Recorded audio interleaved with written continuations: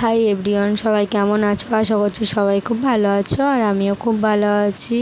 আজ হচ্ছে কি রান্না পূজা, তো তার জন্য এত আয়োজন হয়েছে। মা এখানে সব আনাজগুলো সব ধুয়ে এনে রেখে দিয়েছে। তো এই অবশেষে ঠাকুমা আসতে উনি চিচিঙে কাটছে, তো আমি এখানে কাটছিলাম, বেগুন কাটছিলাম। তো অনেক তো আনাজ, তার জন্য মিলেমিশে কাজ করে নিতে হবে।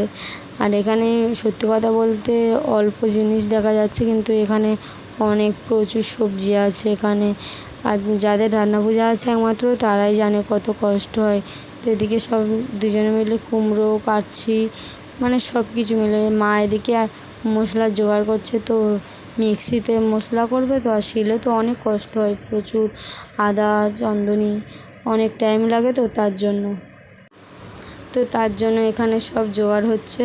এদিকে চিংড়ি মাছও ধুয়ে এনে রেখে দিয়েছে মা।